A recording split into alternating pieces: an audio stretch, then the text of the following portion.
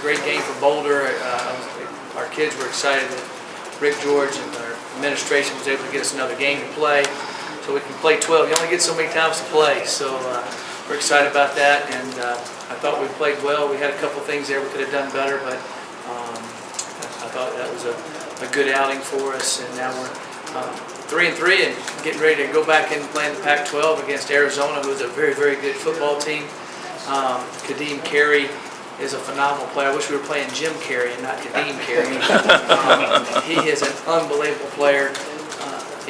Not only is he a good runner, everybody knows, but he is a physical, tough guy when you watch him play, and he really makes things happen. And then B.J. Dicker has done an excellent job complimenting him. He can really run also. He's been able to throw on the run. And I thought in the Utah game, he played excellent. And they really put it together. I'm very, very impressed with their team. Defensively, they've really improved from last year's defense. Watching some film on them last year and watching them this year, they've drastically improved. I guess that's being 1 year into the system, another year into the system, and they're playing really well on defense, making a lot of plays. Their pass rush has really improved, and very impressed with them.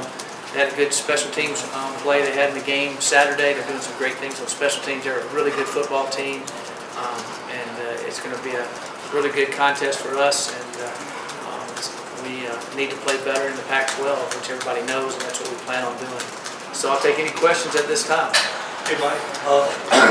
This is our my first chance to talk to you since last weekend. The comments you made on the radio at halftime, what are your thoughts about those now? Obviously, whatever you said to your team, fired them up when they played better. Right. But well, we just didn't some things we had worked on on our pass rush, and very simple things we did not do, and we left gaping holes for the quarterback to scramble through. And we should have had 2 sacks, and we should have. So that's what I was frustrated at that point about that. Jim does a great job with them. The kids are playing as hard as they can. That's one of the things I'm talking about. They got to stay intense and focused the entire time. You can't have lapses like that on things that we've gone over and over with. And that's what I told them at halftime. And sure enough, in the second half, I don't think we gave up a 3rd down.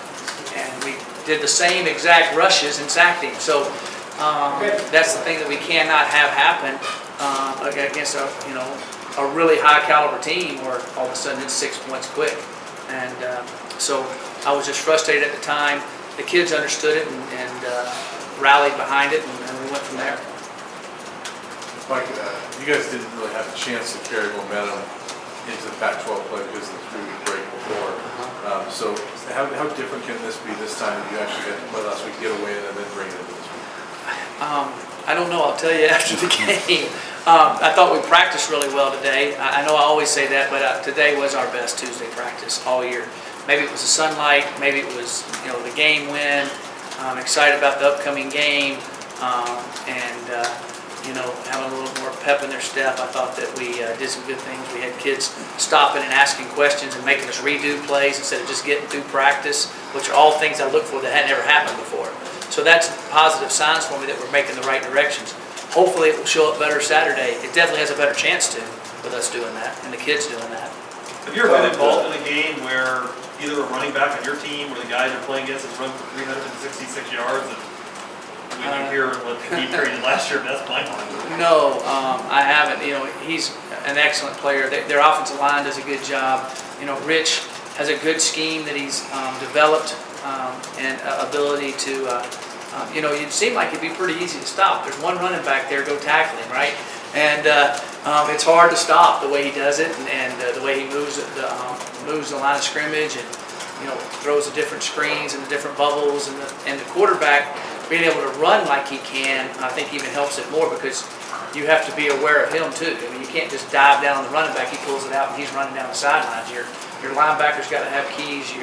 It's a little bit like the option stuff responsibility, which hopefully from last week helps us pay off this week with knowing where you got to fit, how they block it. You got to step outside or inside, and if you step outside and you're supposed to step inside, 25's to the house. I mean, it's that hard, and he does a good job at it. Do you think Banker is a little bit underrated in the conference that has so many good quarterbacks? Well, yeah, you have all the guys that came in with the big names, which deservedly should have them. But I think what they ask him to do, he's really good at it. He can really run. I saw him a little bit on television, but then watching the 6 games this year and watching the different plays he made a play against Washington where he hurdled the guy and then outran the whole team to the 1-yard line. I mean, that was a spectacular play. Haven't seen many quarterbacks that can do what he did running the ball wise. And then he's very accurate on the run as a thrower, which is hard to do. He does a good job with that. And he's a lefty, so it's kind of a little awkward sometimes to watch it, but he does a good job at it. Isn't